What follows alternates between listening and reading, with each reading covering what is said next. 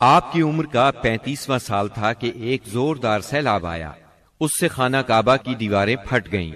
ایک بار پہلے آگ بھی لگی تھی، اس لیے آگ کی وجہ سے دیواریں کمزور ہو چکی تھیں۔ اب قریش نے فیصلہ کیا کہ خانہ کعبہ کی نئے سرے سے تعمیر کی جائے۔ اس موقع پر انہوں نے فیصلہ کیا کہ اس تعمیر میں صرف حلال مال ہی خرچ کریں گے، چنانچہ رنڈی کی اجرت، سود کی دولت اور کسی کا ناحق لیا ہوا مال اس میں استعمال نہیں کریں گے۔ انہیں خانہ کعبہ گراتے ہوئے ڈر بھی لگ رہا تھا کہ کہیں اللہ کا عذاب نہ ٹوٹ پڑے۔ آخر کار ولید بن مغیرہ نے یہ کہہ کر ڈھانا شروع کر دیا کہ اللہ مصلحین کو ہلاک نہیں کرتا۔ جب لوگوں نے دیکھا کہ اسے کچھ نہیں ہوا تو وہ بھی اس کام میں شریک ہو گئے اور سیدنا ابراہیم علیہ السلام والی بنیاد تک خانہ کعبہ گرا ڈالا۔ اس کے بعد تعمیر شروع کی۔ تعمیر کے لیے ہر قبیلے کا الگ الگ حصہ مقرر تھا۔ معززین اپنے کاندھوں پر پتھر لاتے اور ڈھیر لگاتے۔ نبی کریم صلی اللہ علیہ وسلم اور آپ کے چچا عباس بھی پتھر ڈھو رہے تھے۔ تعمیر کا کام باقوم نامی ایک رومی معمار کر رہا تھا۔ مال چونکہ اس قدر جمع نہ ہو سکا تھا کہ سیدنا ابراہیم علیہ السلام والی بنیادوں پر تعمیر مکمل کی جا سکتی، اس لیے شمال کی طرف سے قریباً 6 ہاتھ چھوڑ کر اس پر ایک چھوٹی سی دیوار اٹھا دی گئی تاکہ علامت باقی رہے کہ یہ بھی خانہ کعبہ کا حصہ ہے۔ اس کو ہجر اور حتین کہتے ہیں۔ جب دیوار حجر اسود تک اٹھ گئی تو ہر سردار نے چاہا حجر اسود کو اس کی جگہ رکھنے کا شرف اسے حاصل ہو۔ اس پر سخت جھگڑا اٹھ کھڑا ہوا جو 4-5 روز تک جاری رہا۔ کسی طرح فیصلہ نہ ہو پایا کہ حجر اسود کون رکھے گا، اور قریب تھا کہ حرم میں خون ریزی ہو جائے، لیکن ابو امیہ کی ایک تجویز سب نے منظور کر لی۔ ابو امیہ سب سے زیادہ عمر رسیدہ تھا۔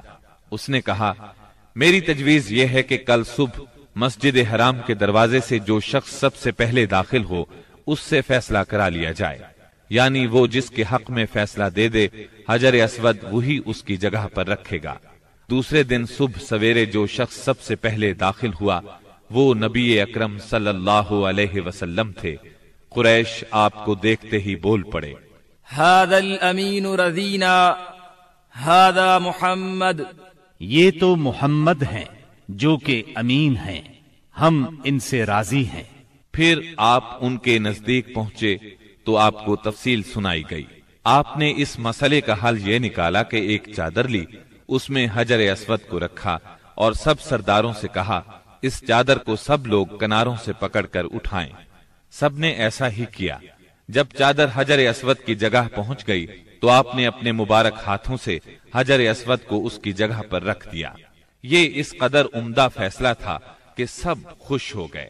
نبی کریم صلی اللہ علیہ وسلم بچپن ہی سے عقل سلیم کے مالک تھے، پاک دامن تھے، بھرپور قوت کے مالک تھے۔ جوانی اور پختگی کا زمانہ آیا تو آپ کی خوبیاں اور زیادہ نکھر کر سامنے آئیں۔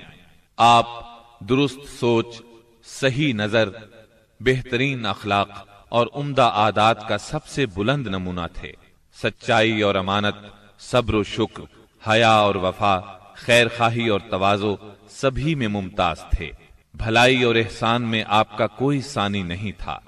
ابو طالب نے کیا خوب کہا ہے، ابیض یستسقى الغمام بوجهه ثمال الیتامی عصمت للارامل، وہ گورے مکھڑے والا جس کی برکت سے ابر رحمت برستا ہے، وہ یتیموں کا سہارا اور بیواؤں کا نگہبان ہے۔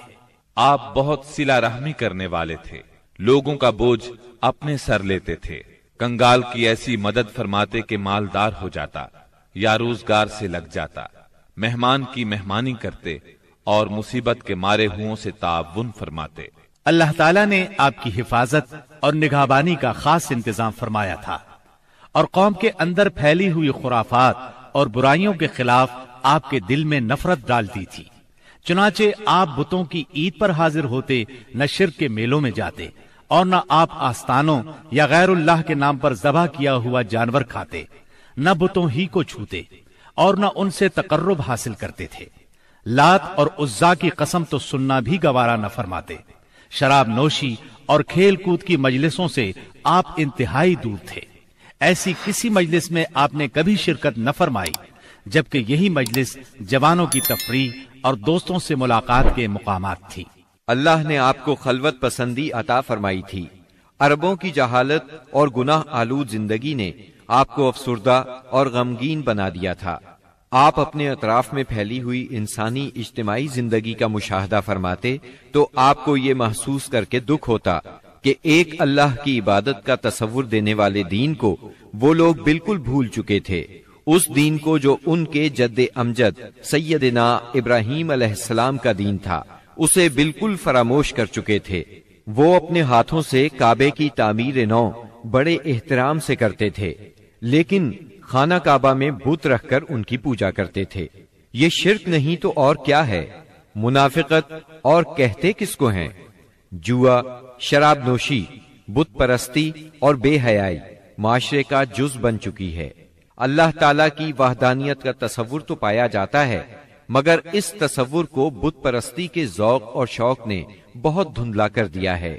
بتوں کی شکل میں اپنے معبود گھڑ لیے ہیں۔ ہر قبیلے اور ہر خاندان کا ایک پسندیدہ بت ہے، اور کعبے میں 360 بت رکھے ہوئے ہیں۔ بت پرستی کے شوق کا یہ عالم ہے کہ قریش سفر میں جاتے ہیں تو ستو کے بت بنا لیتے ہیں، اور جب ضرورت پڑتی ہے تو اپنے معبودوں کو گھول کر پی لیتے ہیں۔ قریش کے معاشرے اور عرب کے ماحول میں عورت بیچاری کی حالت اس قدر پست، ذلیل اور ردی ہے کہ وہ اونٹوں، بکریوں اور غلے کی طرح تجارت کی چیز بن چکی ہے۔ شادیوں پر کوئی پابندی، کوئی روک نہیں۔ ایک مرد جتنی عورتوں سے چاہے شادی کر سکتا ہے، اور دوسری طرف عورت بھی جتنے مردوں کو پسند کرے ان سے تعلق پیدا کر سکتی ہے۔ چوری چھپے آشنائی سے لے کر کھلی بے حیائی تک ہر برائی کی جاتی ہے۔ پستی اور گراوٹ کی انتہا ہے کہ منقولہ اور موروثی جائیداد کی طرح باپ کی بیویاں بھی بیٹے کو ورثے میں ملتی ہیں، اور وہ اپنی حقیقی ماں کے سوا اپنی ستیلی ماؤں سے شادی کرنے میں کسی قسم کی آر محسوس نہیں کرتا۔ اس بے حیائی کے ساتھ عربوں میں ایک شدید مجرمانہ قسم کی غیرت بھی پائی جاتی ہے، وہ یہ کہ ہماری لڑکیاں کسی کو بیاہ ہی نہ جائیں، کوئی مرد ہمارا داماد نہ بنے۔ سنگ دلی کی حد تک اس غیر فطری غیرت کے سبب لڑکیاں زندہ دفن کی جاتی ہیں، اور اس انتہا درجے کی بے رحمی پر الٹا فخر کیا جاتا ہے۔ آقا کو غلاموں کی موت اور زندگی پر پورا مالکانہ اختیار حاصل ہے۔ ملک میں کوئی مرکزیت نہیں پائی جاتی، ہر قبیلہ اپنے ایک سردار کے ماتحت خود مختار بنا بیٹھا ہے۔ اس چیز نے قبائل کو شدید قسم کی رقابتوں میں مبتلا کر دیا ہے۔ ذرا ذرا سی بات پر تلواریں نیام سے باہر آ جاتی ہیں، اور بڑی خوفناک جنگیں ہوتی ہیں جن کا سلسلہ کئی پشتوں تک جاری رہتا ہے۔ آنے والی نسلیں اپنے اسلاف اور آباؤ اجداد کے خون کا انتقام لیتی ہیں۔ گھوڑ دوڑ میں گھوڑا دوڑانے پر جھگڑا، کھیتوں میں بکریاں چرانے پر لڑائی، اور چشموں سے پانی بھرنے پر خونریزی کرتے ہیں۔ اپنے دشمنوں کو قتل کر کے ان کی کھوپڑیوں میں شراب پیتے ہیں۔ عرب قوم جاہل ہے، لکھنا پڑھنا نہیں جانتی، مگر انہیں اپنی شاعری اور زباندانی پر اتنا گھمنڈ اور غرور ہے کہ ساری دنیا کو اپنی فصاحت اور شاعری کے مقابلے میں گنگا خیال کرتے ہیں۔ توہم پرستی انتہا کو پہنچی ہوئی ہے۔ ذرا ذرا سی بات پر فال نکالتے ہیں، پانسے پھینکتے ہیں۔ ہر طرف کہانت کا زور ہے، کاہنوں سے اپنی تقدیر اور مستقبل کے بارے میں پوچھتے ہیں۔ عرب کے باشندے اس آدمی کو قابل عزت اور شریف سمجھتے ہیں جس کے پاس بہت زیادہ اونٹ، بکریاں اور کھجور کے باغات ہوں، بہت سی دولت ہو، غلام ہوں، کنیزیں ہوں۔ نیکی، پرہیزگاری اور شرافت کا تصور ہی ان کے ذہنوں سے نکل چکا ہے۔ یہی وہ دور ہے جس کو دور جہالت کہا جاتا ہے۔ عرب کے معاشرے کی برائیوں نے ان کی فطری صلاحیتوں کو دبا دیا ہے، مثلاً شجاعت، حریت، عہد کی پابندی، مہمان نوازی، جفاکشی، فصاحت اور زبان دانی، خود اعتمادی اور کسی کی مدد کے بغیر اپنی حفاظت خود کرنے کا جذبہ۔ ان تمام خوبیوں سے عرب آشنا ہیں، لیکن ان کی یہ خصوصیات صحیح رہنمائی نہ ہونے کی وجہ سے غلط راہوں پر پڑ گئی تھی اور ان کا بے جا استعمال ہو رہا تھا۔ ملک میں بعض ایسے قبائل بھی پائے جاتے تھے جو خانہ بدوش تھے، جہاں پانی کا چشمہ، سبزہ اور کھجوروں کے جھنڈ نظر آئے وہیں ڈیرے ڈال دیے، اور جب یہاں سے جی اکتا گیا تو اپنا مختصر سا سامان اونٹوں پر لاد کر وہاں سے چل دیے۔ یہ تھے عرب کے افسوسناک حالات، لیکن یہ یہاں تک محدود نہیں تھے۔ اس زمانے میں دنیا کے گوشے گوشے میں ایسی ہی پستی پائی جاتی تھی۔ کہیں آگ کی پوجا ہوتی تھی، کہیں محبت اور نفرت کے دیوتاؤں کے آگے سر جھکائے جاتے تھے۔ غرض اللہ تعالیٰ کے سوا اس کی ساری مخلوق کی عبادت ہو رہی تھی۔ حد یہ ہے کہ سانپ، درخت اور بندر تک معبود بنے ہوئے تھے۔ پتھر، جانور، چاند، سورج اور ستارے، یہاں تک کہ زمین پر رینگنے والے کیڑوں تک کی پرستش نے ساری دنیا کو شرک کا گڑھ بنا دیا تھا۔ ہر طرف جہالت کا اندھیرا اور شرک و کفر کی تاریکیاں چھائی ہوئی تھیں۔